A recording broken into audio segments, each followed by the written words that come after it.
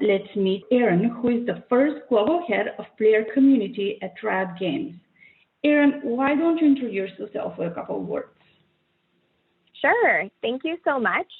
My name is Erin Wayne, and I currently work at Riot Games. I formerly was at Twitch as the Senior Director for Community and Creator Marketing. We'll get into a little bit of my background, but just know I'm super excited to be here and to present on one of my favorite topics. Wonderful. Well, the mic is yours. Please take it away, and we can't wait to hear what you have to tell us. Thank you so much. So today, the title of this presentation is Marketing for Creators and Community. Essentially, this is one of my favorite topics because both of these forms of marketing have been really close to my heart since my entry into the gaming industry. So with that, I think we're a couple of slides ahead. If we can go back, there's a title slide that covers who I am. But I wanted to give you some context into who I am to talk about why player community and community marketing and creator marketing are really interesting to me. So I grew up, like probably many of you all, and like many kids around the world, gaming. So at first, I was gaming with my dad, and we were focusing a lot on tabletop games. And then with Sega, the N64, Dreamcast, and eventually Xbox, but all of those are really single-player experiences, right? You get to have the camaraderie when somebody's in the room with you and you're playing those games. But with Xbox and then my transition to PC gaming in college was really when I got to experience what like massive multiplayer online experiences were, and really felt like I wasn't just me and my brother or me and my dad, but really part of a community. But when I was in college, gaming industry careers and related degrees didn't exist. And when I was in college, we didn't even have access to Facebook because back then you needed a university email, and our university didn't have one. And so my formal education is in communication and nonprofit management, but my passion has always been for gaming. And if somebody had told me back then that I could have a job where I got to, by nature of my career, connect people to others to make them feel passionate about a game that they loved or a brand, I wouldn't have believed you because it didn't exist. But I've been really fortunate that in 2012, I accidentally fell into being a content creator, being an influencer in the gaming sphere. So I was a stay-at-home mom in 2012, and I started playing games online to socialize, much like I had in college and in my past. And through a series of very fortunate events, became one of the first women to hit 100,000 and then 300,000 subscribers in the gaming community on YouTube.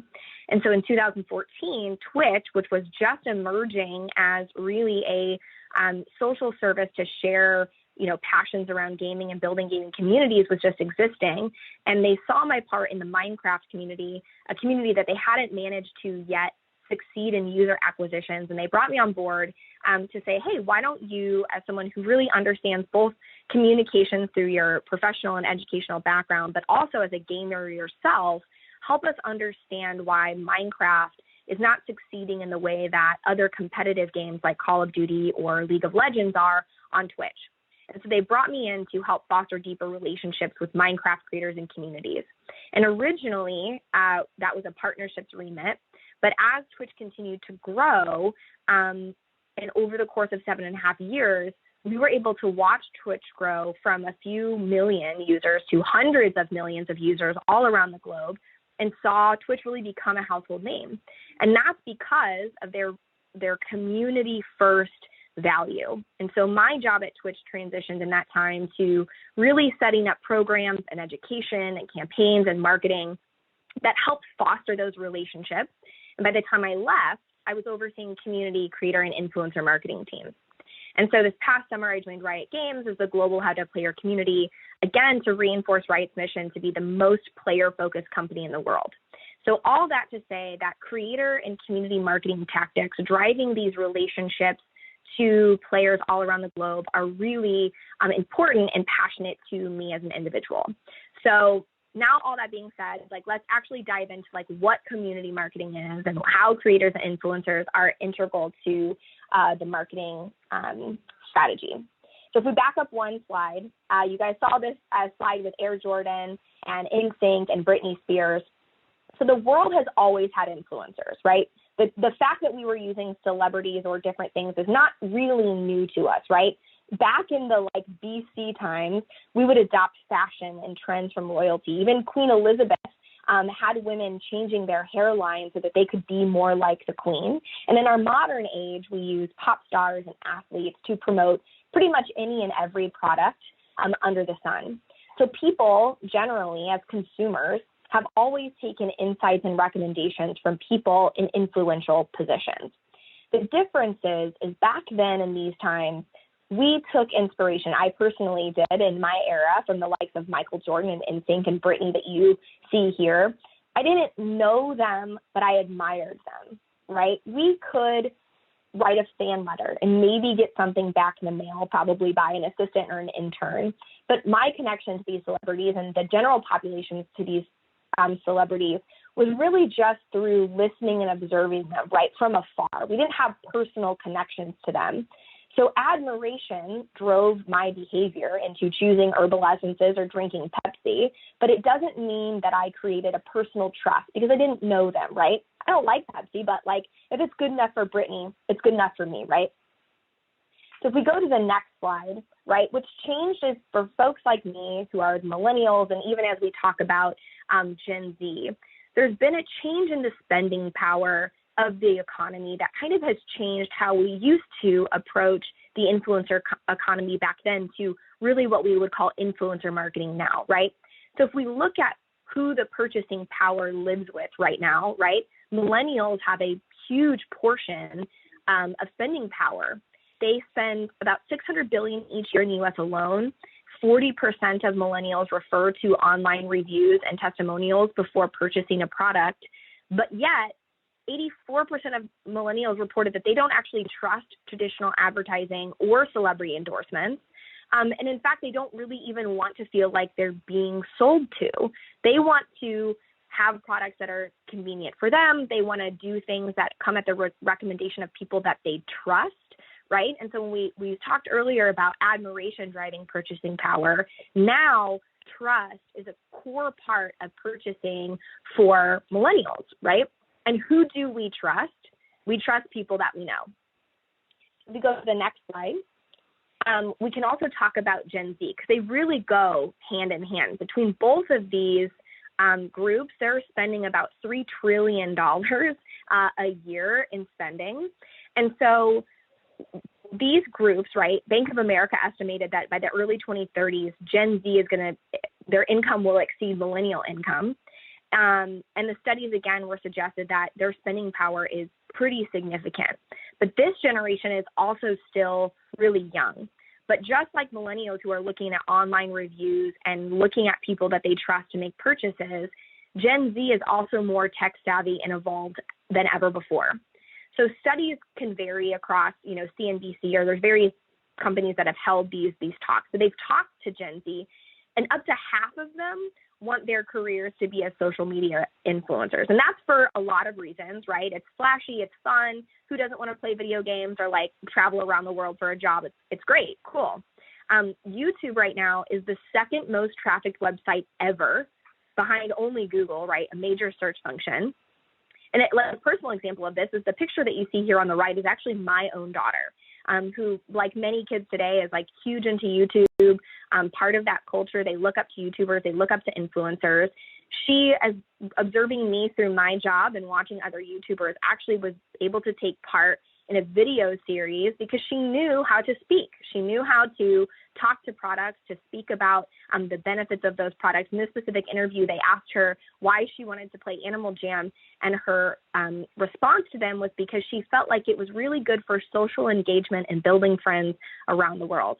And she learned that through watching influencers and through hearing me through talks like these talk about the power of community and social. And so lots of kids look at these things and they observe and they want to be a part of that. So it's not hard to connect the dots to see why millennials and Gen Z are influenced by what they see on social media. They're getting their thoughts and insights from creators and their friends on things like TikTok, on Twitter, on Facebook, on Instagram, any of those social services. They're seeing people like me are engaging with that product. Maybe I should engage with it too. Instead of, oh, a celebrity with an unattainable lifestyle told me to do it. These are folks that they perceive to be very much like them. If we go to the next slide, please. So the influencer economy now is not a surprise that businesses and brands have started adopting newer ways to attract millennials and Gen Z. I don't know if you know anybody on the screen. I hope that you do. There's Ninja, there's Pokimane, there's people like Valkyrae and Fuslie from Offline TV, Captain Sparkles, there's Tim the Tatman. But even if you don't know these influencers, you almost certainly know the brands. Pizza Hut, the NFL, Lexus, Adidas, HyperX, which serves and builds peripherals for computers.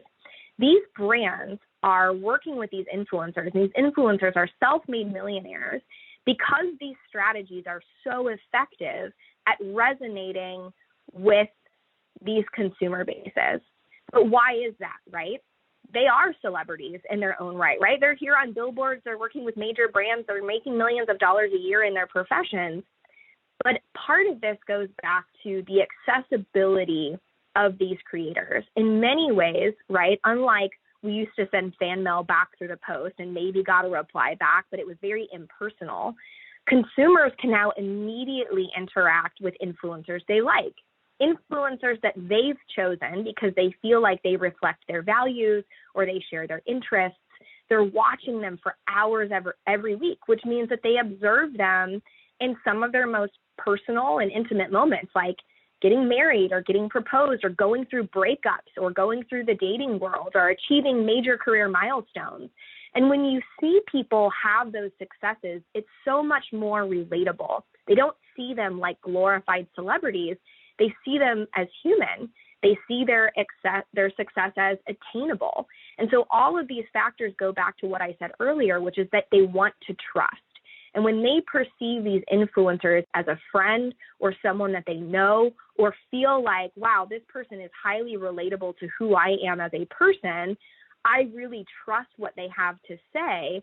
Getting served advertisement doesn't feel like an advertisement. It feels like your friend called you and said, hey, man, I tried this really good restaurant. Have you been there? And you're like, oh, man, if you like it, maybe I'll like it. And so those strategies really, really resonate with millennials and Gen Z because they're coming from trusted resources and they don't feel like it's an ad or like they're being sold to. So you can go to the next slide, please. Hey, by the way, just a reminder to our audience, if you click on the screen, on any part of the screen on your slides, you can ask a question as well, and we'll collect those questions on the back end and ask them for a Q&A at the end of the presentation. So I don't want to ruin your flow here because this is incredibly fascinating, but just a reminder to all our attendees, you can click on the screen on any part of the slide and submit a question. Great, thank you. Yes, please do ask questions. I'm happy we built time at the end for lots of questions if you're interested in. So I'm giving you a super high level overview and I'm happy to go as detailed or in the weeds as you all would like. So do ask those questions. I'm happy to answer them at the end. So with influencer campaigns, you want to make sure that you do a couple of things approach differently than you would with a celebrity ad, right? Consumers nowadays, especially millennials and Gen Z and the younger they get, are much more savvy. You're not going to like razzle dazzle them through a campaign. You're not going to tell them that it's going to make them more beautiful or more whatever. They want it to be honest. They want it to come naturally. Ideally, a lot of these things come through interactive and firsthand experiences. Not related to this, but there was a study that millennials, when they're going on vacation, actually are more interested in having an experience than being on vacation. They want to learn something. They want to try something new. They want to be involved. They want to be in a campaign or see or experience advertisements in a way that don't cause them stress. And particularly when they're working with influencers, they want to do it with creators they trust, right? So when we're looking at all of these things, questions that you could ask yourself are, is this ad or is this campaign in the voice of my consumers? Is this how they would say it? Is it representing them holistically in the campaign? And is it being marketed to them in the places that they frequent? If you're targeting stay-at-home moms or moms in general, are you marketing it in places that they might frequent? If you're marketing it at gamers, is it on Twitch? Is it on YouTube? Where are we surfacing these ads in ways that they can engage with it kind of in their natural day-to-day workflow? Is it honest, right? Is it over-promising and grandiose? Those types of things don't often land. So what they want is something that's achievable and that like resonates with them, right? Without stress, so like coming out of a pandemic, right, we're all stressed. And so being pressured into doing something, act now, do all these types of things, you'll typically see in influencer campaigns, they don't have that. It's a come by, if you like it, you like it. It's very low pressure, but it does usually have a fun twist that really gets them involved. And that's where that interactive or experiential portion comes into play. And in collaboration with creators that they trust, right? So from personal experience, I can tell you that like some of the most awful experiences I ever had were when brands came to me and said, we're going to pay you to market this thing and we want you to do it in XYZ way. And those are ways that immediately I was like, I would never say that. I would never do that. My audience will pick up on that almost immediately. And there are some brands that are like, we don't care. We're paying you. That's exactly how you have to do it. And I can tell you that those campaigns often didn't land because the community and the people who follow me can see right through that, right? And instead, and in opposite to that, the best experiences and the one where we had, you know, the highest rates of click-throughs or the highest purchase or drive to action rates were ones where the brand pulled me in early and said, hey, we really want to work with you to market X thing. What ideas do you have? And we would come up with cool stuff together that not only did I know and was confident that it would resonate because I know my community, but I also was super excited about it, right? And my community could really sense that palpable excitement about being able to bring them this opportunity or talk to them about something that I was, you know, really excited about. The picture that you see on the left is weird, and I fully recognize that. But this is a really great example of pulling in a creator to do something that was like incredibly off the wall and quirky. So the creator you see here, his name is Deathridge. He is drinking a Baja Blast from Taco Bell. His beard and his hair, if you'll notice, are the colors of a Baja Blast. And so this creator is Canadian. He talks about being Canadian. A lot of his followers are Canadian. The Baja Blast was not available at Taco Bell's in Canada. And so when it finally came to Canada, it came to the like much appreciation and excitement of a lot of Canadians who had heard their American counterparts talk about it. And so Taco Bell wanted to do a really fun campaign and a very kind of quirky Taco Bell type style. So they pulled in Canadian influencers. They had them dye their hair and beards and eyebrows to these Baja Blast colors. And the campaign was called Dying to Try Baja Blast. And so they had these creators film the process of dyeing their hair and their beards. They turned it into an ad. The ad was then served across the Canadian regions on Twitch. And so they were geo-targeting those ads. But then they also followed it up with that experiential piece where they had these custom tour buses drive around locations in Canada to have people come in for free and have their hair colored this Baja Blast blue, but then also extended to a custom limited edition Manic Panic, which is a hair dye, color in Baja Blast. So if you couldn't participate through the bus or through, you know, these influencers, you could do it at home. So it's weird, right? Like when you think about Taco Bell, you don't think about like, oh, I'm going to dye my hair a, you know, color of like a Doritos taco. But this worked. It was super quirky. The creators were really into it. They thought it was funny. It obviously is very eye-grabbing. The Canadians really loved that there were Canadian influencers that were brought in that could like organically speak to how hype it was to finally have the Baja Blast and Canada at their own Taco Bells. And so this, again, is a really great example of something that you have the opportunity with these types of campaigns to be weird, right? You can do things that may not necessarily represent your brand, but in fact, they're a collaboration between the creators that you're using and their wonderful, vibrant personalities and what you're hoping to achieve. So if you've never done an influencer campaign or you're a little risk adverse, know that like this is the time to like go crazy and like deviate from some of the things that you might do, because these influencers will be able to add to that with their own personalities. And that is what really, really, really resonates with the consumers that you're going after. So we talked about influencer, we talked about the creator portion of it. So what about community? We want to go to the next slide, please. Community marketing and influencer marketing are very, very different. They are not the same thing. And you have likely heard community as one of the hot new buzzwords in marketing in the same way that you've heard of influencers and creators and all of these things that are being thrown around. But they are very different, and they are very different strategies. Next slide, please. Community in and of itself is not a new concept at all, right? Community, in fact, is defined as a feeling of fellowship with others and as a result of sharing common attitudes, interests, and goals, right? So communities have been around since we as cavemen like started collectively hunting and gathering together and forming huts and really as communities coming together to thrive. When it comes to marketing, though, community still isn't a new concept. Some of you might know what this photo is. If you had asked me what this photo was a year ago, I would not have been able to tell you. And the changing factor of knowing what this thing is the fact that I purchased a new car almost exactly a year ago. The car that I purchased is a Jeep, and what you see here is called a Jeep Wave, and it's one of those like quote unquote Jeep things. So when you own a Jeep, the experience is not just like having an SUV that you can like take the doors off of and like mod and do all the fun stuff that you can with a Jeep. You're also inducted into a community of people who do not know you, but will toss you a Jeep Wave as you drive down the highway as a signal of camaraderie. And so that is not a specific marketing effort that like Jeep put into its efforts. And in fact, the It's a Jeep thing is not actually the motto or the slogan for Jeep. It's go anywhere, anytime, or something like that, right? This is adopted by people who own Jeeps as part of their DNA, as part of who they are. It connects them to each other. You get clubs, you get events, you get people, again, that will wave to you down the highway when they don't even know you. It's believed actually that the Jeep Wave may be as old as the Jeep brand itself, which was born in the throes of World War II.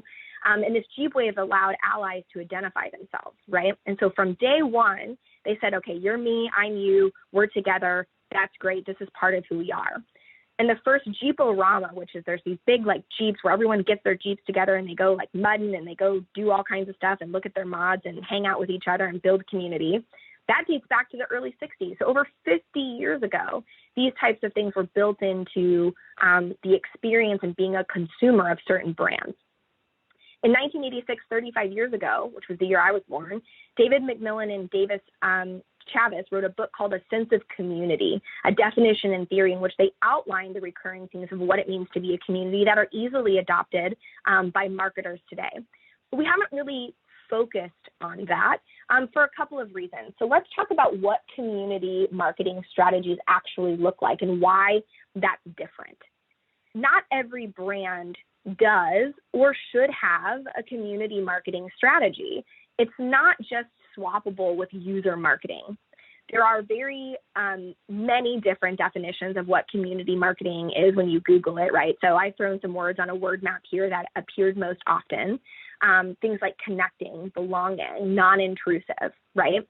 My favorite definition that I found actually says, unlike other forms of marketing, community marketing's primary goal is not to bring new consumers on board. Instead, it serves to further develop existing customers' connections to your brand and cement it as an important part of your customers' lives. That can happen in many ways, right? And there's some examples of it listed here. But I say that because some brands actually are primarily focused on bringing new consumers on board. They're aimed at user acquisition or really increasing the mass quantity of the people who are using their products, right? We may say that somebody like Amazon is probably not a community marketing company. They're more traditional marketing because they are aimed at really driving out the number of people that are using their products. But certain IPs within Amazon, like Kindle Direct Publishing, do have a community marketing strategy because that's built on fostering relationships with independent authors to support each other to drive success with Kindle Direct Publishing so that they publish more on there versus bringing more authors on board, right? And part of that is, by nature of anything, the happier people are, the more they'll tell their friends. And so, yes, user acquisition is still part of it. It's just not the primary purpose of the way that we market, unlike community marketing. And so those strategies that differ from what traditional marketing might look like are that instead of telling users a thing is happening, there's often two-way communication. So we're not just going to tell you the thing is happening. We're probably going to give you a heads up. We're probably going to bring you in and ask for your opinion on that, which isn't too different from traditional marketing. But with Twitch, for example, when we would deliver product or policy changes that we knew were highly impactful to the creator economy, we would do town halls. We would answer their questions. They would ask us lots of questions like, well, why did you do that? And we would talk to them a lot about the background, about why we made the decisions that we did to bring them along for the ride so that they were also invested in the success of that product or that campaign. It's highly interactive, right? There are equal levels of influencers between the brand and the community. The community doesn't want to just feel like they're being impacted by the brand, but they want to know that their feedback is being heard. They have an expectation that they are going to impact the future of what that brand looks like in the same way that that brand is impacting their future, either as a user, as a player, as a creator, whatever their participation in the brand might be. They expect that they're going to be able to impact the direction of that company equally in the way that, again, that brand impacts them. There is an empowered sense of user participation. Users feel a high sense of responsibility. They feel a high sense of empowerment of driving that brand forward. They are often highly invested in the success of the brand because they are often part of it from the very, very beginning. There's a sense of connection between members, right? Twitch creators, when they see someone else with a Twitch partner jacket, they're like, oh my God, you're a Twitch partner, I'm a Twitch partner. The same way that Jeep drivers, right, folks who own Jeeps will wave to each other down the road. There's a sense of connection that builds a commonality between us, and we now have something in common where we otherwise might not. And it often provides deeper, more robust levels of context and clarity on decisions to users. Again, like the town halls that I gave as an example, there's a lot more understanding about why the brand did something versus just told, like, we canceled the product. We're not going to continue your favorite brand of Pepsi or Coke, right? There's a lot of justification that's provided, again, so that users feel a high sense of understanding. They feel like they are part of the business and not just a passive user. Next slide, please. One of the really great examples of this, there's a really fascinating article that I'm happy to share with you if you'd like it. You can also Google it. It's called Shakespeare and Company. It's a historic bookstore in Paris that has been around for hundreds of years. It's probably one of my most favorite examples of a natural integrated community into a brand. So this bookstore for years, many, many decades, has invited people to participate in what they call the Tumbleweeds program, which is where writers are invited to live in the shop. There's a picture here. You can see her. She's sleeping on a cot. They're allowed to work in the bookstore. They're allowed to sleep in the bookstore in exchange for doing two things. They do have to help out during the day, and they have to read one book a day so that they can make recommendations to people who come in the shop. They can learn. They can be part of the experience. And at the end of their stay as a tumbleweed, they're invited to write a one-page biography that gets kept in the store's archives. And so to date, it's estimated that they have over 30,000 biographies in their archives. That means that 30,000 people have come to this bookstore for free, stayed there, lived amongst the books, talked to its patrons. They're part of this. And so when the pandemic hit, right, obviously we know that brick and mortar stores were hit particularly hard. So prior to the pandemic, Shakespeare and Company was getting about 100 online orders per week. So it seemed natural that some people are buying books. Why not just blast our email list and tell them what's going on, that we're being hit really hard by the pandemic and we need help. And that one single email alone generated over 5,000 orders, which is massively more effective that you and I know is email marketing campaigns are really hard. The open rates and the click-through rates, they just drive down every time they have to take an action. For them to increase from 100 online orders to 5,000 is the result of decades of fostering trust and good relationships and building positive memories with their members and their formal tumbleweeds, and that paid in dividends. And what's most interesting about it is that it was so successful that they segued it into a membership program akin to what you would see on like a Patreon of some sort, where you could pay a yearly fee and then it would give you access to like readings and articles in a book club. But what's interesting is they actually didn't pull this from the Patreon model. They pulled this through a similar program that got them through the Great Depression almost 100 years ago. So it also was in a way that was resonant to the history of the bookstore in a way that allowed them to succeed. And now they're still thriving, they're still open. Again, this is a really great example of like, it's not just, hey, buy a book, right? It's you're part of what the success and the story. There's 30,000 people that feel like they are part of Shakespeare and Company's history versus like, I feel no obligation to other bookstores where I've gone in and just, bought a book. Thank you for the book. It's an exchange. I go away. This is one that really, really helps them out because they had a really strong sense of camaraderie with the people who had been part of this experience, and it helped them through the pandemic. Another example, next slide please, is one of my favorite examples. You don't have to be a small bookstore to build a close-knit community. You can actually be a large organization like Twitch with 100+ million users every month by creating programs that scale. So one of the most cherished projects I worked on as a community marketing strategy when I was at Twitch was the Community Meetups program. So at first, this program was not great. I got a call from our legal department one day who said, Erin, there are about 13 groups all across the U.S. and Australia that are putting on events with Twitch's name on them. And it's a risk because people think that Twitch is hosting these events. You can go back one slide, please. Twitch thinks that we're, putting on these events, and it's not us putting it on. And so brands are asking us about it. It's a risk. And so because it's a risk and it's in all of these cities, we actually think that we're going to have to send them cease and desist. And I was like, oh my gosh, no, please not do this. I can't believe that in 13 cities around the globe, we have people so passionate about Twitch and connecting with other people who like Twitch that they are spending dozens of hours a week putting together these meetup events to bring people together. And oftentimes in cities where we had no marketing presence because we couldn't, there were not conventions there. And so they were self-solving this because of their interest in the brand. They wanted to connect with people in their local areas who shared, definitionally, the same attitudes, interests, and goals. And they were going through all of the work to do that. And so I said, hey, this is how we foster communities, not by taking these things away, but by empowering these users to be part of the brand, to be our advocates, to be our ambassadors. And through many, many hours of calls with our safety and legal teams, and by pulling in these 13 meetup organizers themselves, we turned this into a program that avoided all of those risks while empowering people to really be a part of our brand.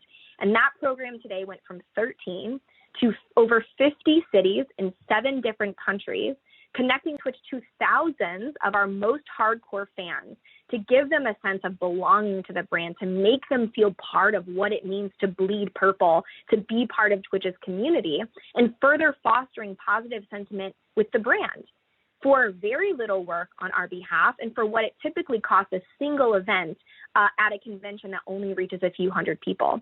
So there are thousands and thousands of people that are attending these community meetups all around the world. The meetup organizers feel like they are absolutely part of the brand. They feel really, really empowered to continue doing that. And that's a great example that showcases how community can impact Twitch as much as Twitch can impact the community. These volunteers running, coordinating these events, they do that because they're passionate, because that passion is born from marketing strategies, which today still is one of Twitch's core differentiators from their competition. And it's why when folks are a little bit unsure about because that passion is part of their identity, it's part of who they are, and they have so many positive memories associated with Twitch. Next slide, please.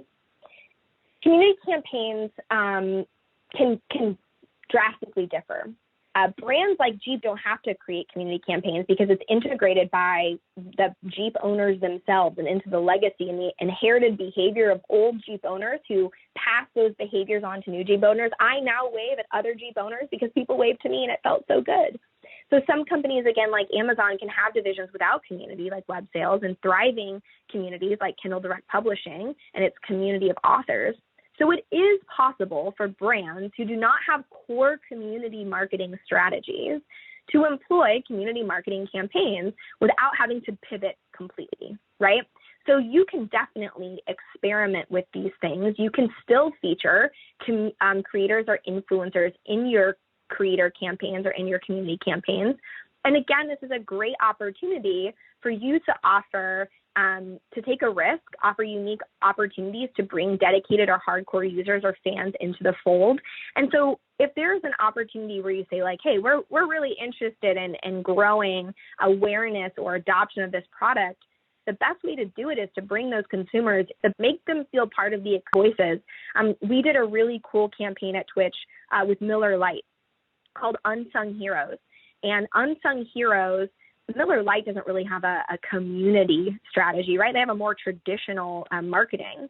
But what they did in this instance, because they wanted to resonate with Twitch, right, and they wanted to really bring people into the fold, is they ran a campaign called Unsung Heroes, where they went to moderators around Twitch and told their story about how much they impact the community, right? And so these moderators are not influencers themselves. Most people probably don't even know their name, but they were really highlighted as being core to the experience. And what that told other moderators on Twitch was that their work was worthy, their work was valued, their work was recognized by major brands and was an important part to the success of Twitch, which they hadn't really had before.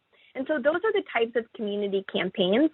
They sent them to TwitchCon. They hosted special dinners for them and the creators that they moderate for. It was a really, really lovely way to try something different from brands who are not traditionally community-focused campaigns, but doing those campaigns in a way that allow them access to consumers like Twitch who expect those integrated, firsthand, really resonant type of marketing strategies. Another one is Old Spice. They are not also a community-focused company. We've all seen the quirky Old Spice ads. If you want to go to the next slide, please. There you go. In 2015, they ran a very immersive community-based campaign on Twitch. They advertised for 3 days. They would let Twitch chat control a live human being in the woods. So, like, what is more integrated or community-focused than saying, like, okay, all y'all, the wheel is in your hands. You drive us forward where we're going. Next slide, please. And they did. They brought the entire Twitch community into this like quirky, weird new brand of Old Spice because it resonated deeply with gamers. It was through a medium that they knew. The choices and the content was directly impacted by their actions. And it was so weird that thousands of people were tuning in and making memories. You can see in the bottom left-hand corner of this photo, it says suggested at, and there's a username, and it just says destroy everything. And so they were pulling out directions from chat. The actor who was in charge of this 3-day campaign would then have to do whatever he was told. He had an inventory on his left hand that big chat could reference.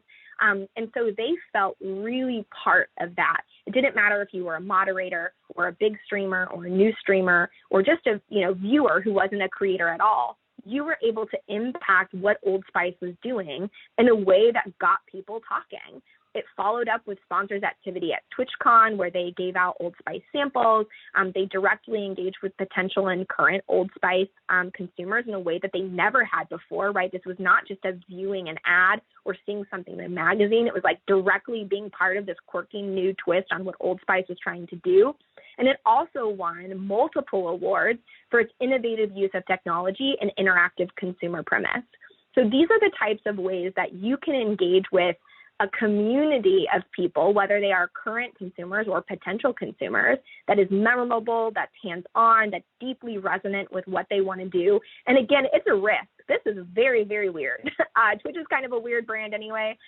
You don't have to go this weird. You can do something as natural as offering your makeup company makeovers to consumers or to creators, being part of that. You can also take something that is polar opposite. If you are a food organization and somebody says, I don't like to cook, and you want to send them recipes or things that they can cook with and show them how easy it is, it doesn't always have to be a direct fit. Sometimes opposite is great. Sometimes weird is great.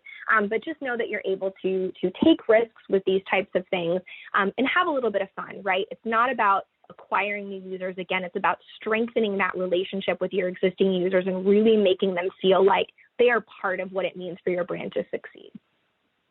Next slide, please. So if you can take away anything from this presentation, other than the fact that I really love books and Jeeps and video games, it's that creator and community marketing strategies can help brands more effectively engage with their consumers. It can help you strengthen relationships and build sentiment and ensure that campaigns resonate deeply with your core consumers. But you have to keep in mind that in order to make this really, really resonate, you do have to be trustworthy, you have to be honest, and you have to have an open conversation with your consumers and with the creators who you're engaging in these strategies. So I'll stop there. We do have about 15 minutes left for Q&A. Hopefully you've got questions. If not, feel free to click on the screen, throw them in there, and I'm happy to answer anything that I can. Excellent, excellent. This is Dean, by the way, Erin. That was fantastic. Thank you so much for that presentation. As a millennial who has been involved with the gaming community for his entire life, I certainly resonated with a lot of it. I really thought the Shakespeare and Co. Example was incredibly fascinating. I had the pleasure of going to Shakespeare and Co. and spending a lot of time there with some other writers a few years back before COVID hit. And I really love what they do there and the aspect of that. And I thought it was extremely interesting, their strategy over COVID and how successful it was. And we got a question that sort of relates to that. So I just wanted to ask you, what do you think, how did your strategies change through COVID, and how has kind of this digital transformation really played into the hands of influencer marketing and community marketing? Yeah, so I can speak to it from the Twitch perspective because I was there, right, during the pandemic. I worked through the entirety, really, of the pandemic at Twitch. And the interesting part about it is I think not just Twitch, but I think gamers in general have always been set up for remote and kind of distance relationship building. And so Twitch specifically was, pre-pandemic set up for really helping brands connect to other people. We saw communities like the drag community, entertainment industry really took to live streaming because it was a safe medium by which they could engage with the people who would traditionally attend their concerts or their shows without having to be there in person. And so I think what's interesting is we started looking at ways to engage out of necessity versus before it was kind of this like quirky, weird, like, well, I know what works and I'm going to keep working. People were kind of forced a little bit to step outside of their comfort zone, right? In the same way that teachers and educators had to start using things like Zoom, brands and celebrities and traditional media had to start using streaming and influencers to get their messages out because people weren't hopping on the train and seeing those train adverts. And, we're online a lot. A lot of people don't have digital cable subscriptions. They're watching through, other forms of media. They're getting a lot of information on Twitter, right? Twitter is like a huge news source now. And so we're integrating where we get these products in ways that resonate.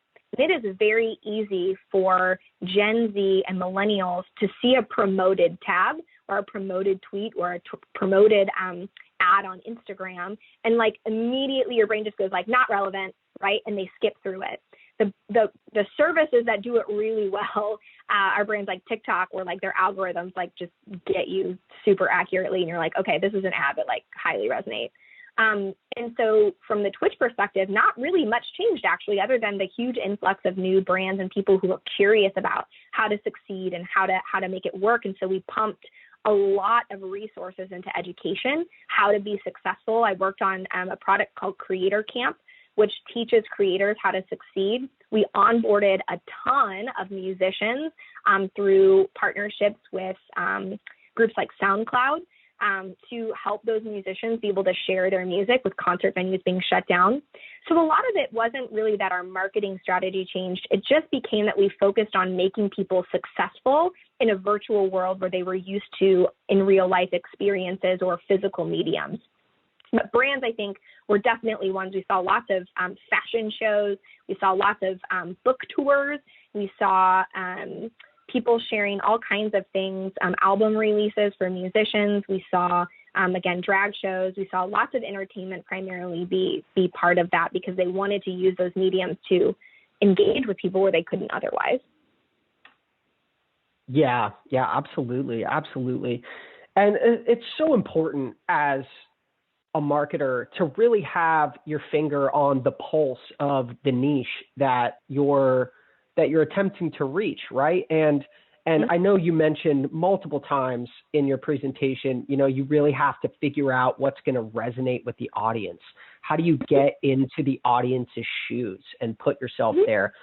So can you touch on, some of the, for those companies who haven't necessarily dove into influencer marketing fully or are just kind of getting their toes wet, what would you say are some of the best tools and resources for those marketers who are looking to identify the best influencers in their niche?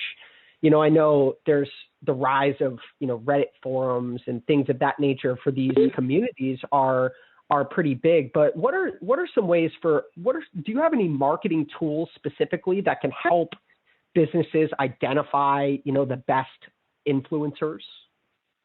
Yeah, so there's lots of different ways to do that, right? If you are in the marketing team, I am sure that your organization probably has a social media team, and social media teams often employ lots of social listening that can tell you who is talking about your brand already. And those folks are already likely attached to your brand and will be really great advocates for promoting whatever it is that you're interested in marketing. There are also agencies that you can go to that can help you with creator selection. There's dozens of them, right? Even organizations like CAA, who are well known for representing famous athletes and celebrities, they represent influencers and streamers now as well. So does William Morris. There are lots of traditional agencies that you can go to kind of as a one-stop shop solution. But there are also tools that you can use. Various ones exist. Creator IQ is one.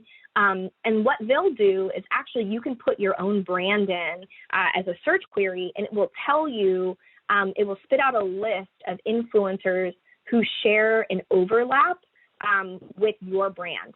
And so you'll be able to use those types of API products and get those insights to see which creators actually resonate the most with what you're trying to do. So there's lots of ways to do it. I would always start with your in-house. A lot of your folks who are really the boots on the ground people, your social folks primarily, will have a really good indication about what it will take to be successful and what influencers they're already witnessing as highly resonant with your brand. Awesome. Yeah. Thank you for that. That was, I hope that answered the question for the audience member who asked that. I do have a few more questions, but I want to ask a question personally because I found this topic to be quite fascinating and quite relevant as well. And I just want to throw a few stats out there for those who might not be as involved in the community and influencer world. The video game industry is poised for over 90 billion in revenue last year, and it's forecasted to grow, by another 2.5 to 3.5% annually for the next foreseeable, 5 to 10 years. So it's a huge industry and definitely nothing to scoff at. And I just wanted to get your thoughts on how how those communities are going to continue to grow over the next, 5 to 10 years. What are some ways that you foresee community marketing developing, and what are some things that you think could help engage the community even more into the future? Yeah, I definitely think that right now, even as a community professional myself, I see lots of organizations popping up where there are community manager groups, there are community manager awards now, there are training sessions. So I think from a discipline perspective, we're going to see a lot more focus and education on what really good community strategies look like. Brands now like Riot are investing specifically on player community as a core pillar to, their marketing strategy. And so I think you're going to see, just from a career perspective, lots of education and opportunities pop up with that specific skill set. But I think from a marketing perspective, one of the things that I would expect is lots of brands to evaluate is more better. Do we need more users, or do we want users to be more ingrained with our product or with, our brand? Because, the more time they spend, right, if it's a time-based product like Twitch, right, the more people stream, the more ads that can be served, and that's a core part of their revenue model. And so the more time people spend on Twitch as a viewer, the more appealed they are, the more they foster deeper relationships with the streamers that they're watching. And when they do that, they are inclined to subscribe, which helps the streamers earn revenue. It helps give the viewers perks. It helps Twitch's business model. And so I think that you'll start to see brands look at examples like that and say, well, do we need actually more users, or we really need to just foster deeper relationships with people? And again, both of those can be true. People who are happy refer to other people, their product. Obviously, Twitch has seen massive growth over, the last decade that they've been around. And so I think you'll see brands take that. I think you might see brands like Jeep go back and say, okay, do we want to start being more part of these communities? Jeep actually does allow some of these Jeep groups to license the Jeep name under certain conditions, much like Twitch has a community meetups program. But will they start building that into their marketing strategy? Would they add on a new slogan? Would they start selling the fact that being a Jeep owner isn't just owning a great car, it's being part of a community? And I think you'll start to see brands really take these things that are huge differentiators, because millennials and Gen Z want to be part of something. They want to feel part of a brand, and really evaluate if that might actually be a better strategy than the traditional marketing. Mm-hmm. Yeah, absolutely. It's a key thing in marketing to not only to expand, as you're saying, but to build that community and get that, recurring revenue in from the people who are actually engaged and using your platform. And I would love to go on and on, but I have two more questions that I've identified that I think we can squeeze in here in our time frame. And I just want to stick on the topic of community. And I think, one thing that goes hand in hand with that community is the culture that is developed through a community. So, and this definitely is not restrictive to the gaming community, but with any community, toxicity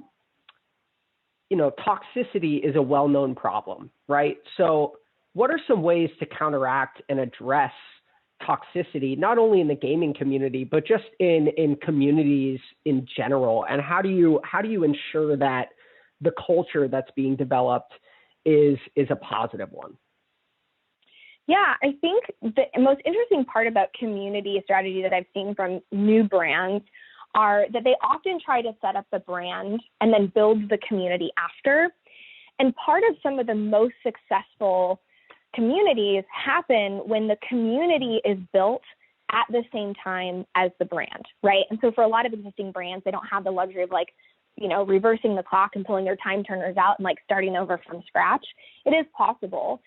But I think the biggest part is if you are building a community strategy or building a community portion into your brand. We'll use, Kindle Direct Publishing as an example as part of Amazon. Amazon's a well-established company, but that specific part of Amazon is newer. And so what they're doing from the beginning is taking nod from their users, because their users started to kind of self-curate this community, and they said, wow, what opportunities do we have to empower them, right? And so they looked at things like moderation. How do we deal with, what do we want our values to reflect? And then you have to moderate and take action accordingly, right? There are sometimes, especially with community strategy, where you will have to remove people or consumers as a part of that who do not reflect the values of your brand, which can be hard, right? You don't want to remove any potential consumer or participant, but if it's better for the community health, those are decisions that you have to make, right? And so is it a moderation tool where if it's a forum, you remove those users from forums? You have generalized rules of conduct, expectations for behavior. Those are all the types of things that help with, to speak to the toxicity piece initially, but that extends much farther, right? It becomes part of the identity, that shared values that is part of what it means to be a community. That reflects in behavior. Do you have a D&I or a charitable perspective to your community? Do they go out and help others? Are they educating each other on how to be successful with your product or your brand?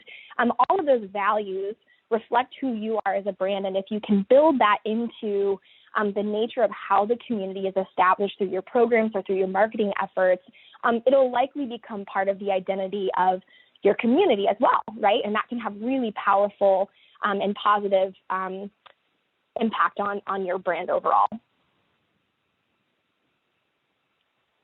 Yeah, absolutely. Yeah, thank you for answering that. One example that I've constantly been thinking about during your presentation that isn't necessarily a video game example, but I think someone who they might have stumbled into community by accident, but I think Apple has done a really good job of creating a community, right? You have the Apple people, right, who have all the Apple products and they swear by it, and they've just developed like this devoted following, right? And they've developed like Mac forums and just this large scale community of people who are just invested in their product.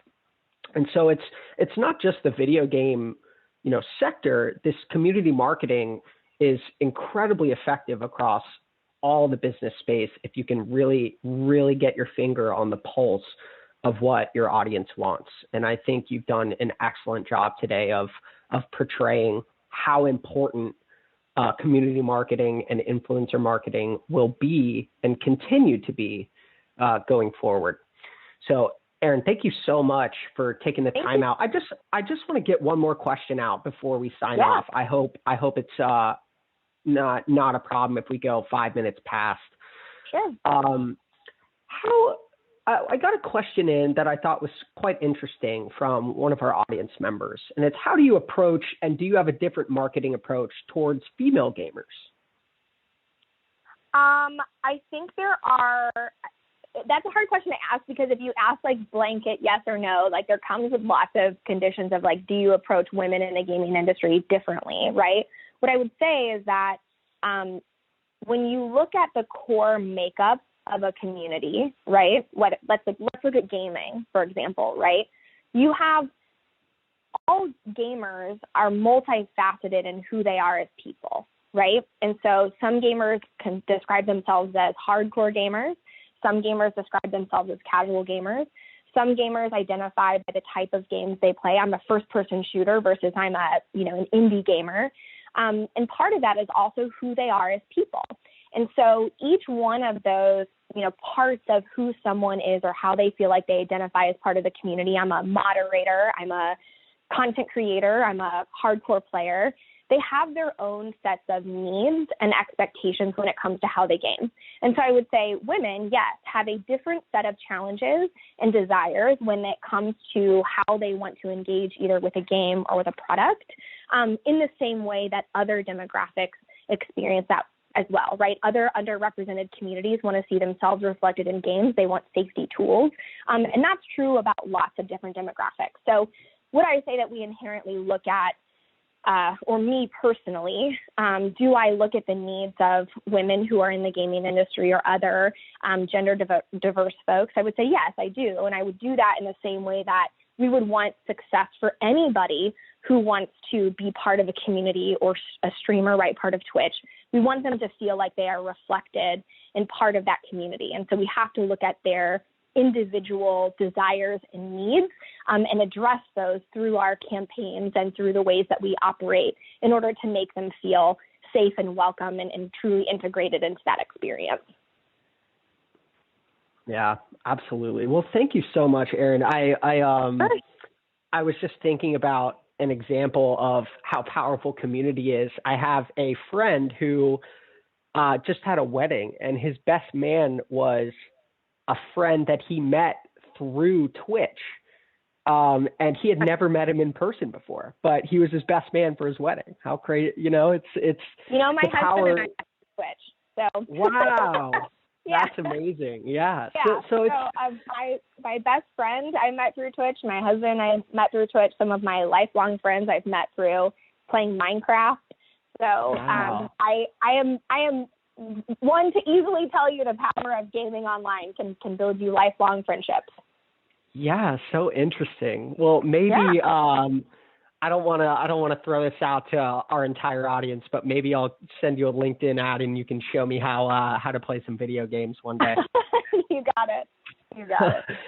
Well, thank you so much, Erin. This has been absolutely wonderful, and we really appreciate you taking the time out to speak with us today. And I wish we had another hour because I have so many questions for you, but I think that's a great wrapping up point. And I just want to give you the floor for a final minute or two to say any final words. And thanks again so much for joining us. Yeah, no, thank you so much for having me again, talking about creator strategies and influencers and building really strong resonant communities are part of who I am, right? Like I am so glad that my passion for gaming at a very young age was able to translate, and I happen to be, in the right place at the right time as these crafts are emerging. So I'm super excited about that. I would definitely highly encourage you all to get involved, talk to your social folks, talk to your user analytics teams or your consumer insights. They have lots of wonderful, interesting points about user behaviors. And I would also say it's like a last note of sometimes the best things that come about are not from things that we feel like we have to spin up from scratch, but really just empowering things that are already existing and supporting them and helping them grow, like the Meetups program at Twitch. So sometimes it's just about fostering things that are already happening and just playing really good support, and playing support can sometimes be the best forms of marketing. So I hope everyone learned something today. I'm super honored to be able to ask to speak. Hopefully I'll get to come back again. But if you need anything, you can always find me on LinkedIn, on Twitter. I'm always around. Yeah, awesome, Erin. I would absolutely love to have you back next year as a follow-up. Maybe we can go actually into the weeds and talk about some of the micro rather than the overview, because this overview, it's absolutely critical, and it's obviously we only had an hour, so there's tons more that we could divulge and touch on. But thank you so much. It was an absolute pleasure. So I hope everyone got as much out of this as I did. Thank you all for joining us to Who's on the Line and taking the time to be with us today. And don't forget to check out the website in a day or two if you'd like to listen to this or any of our previous discussions that are also posted in your member portal. So you have tons of materials in there to walk through and to go through, and this will be posted in our member portal. So I know there was a lot of stuff talked about today that you could go back and review. And so don't forget to log into that portal and recheck out this meeting. I'm sure I would like to listen to this again as well. So Erin, thank you. I hope you have a fantastic rest of your day, and we'll be in touch. Thank you. Bye, everyone. All right. Well, this is Dean signing off with Marketing Summits. Thank you so much for joining us, and I hope everyone has a great rest of your day. Thanks.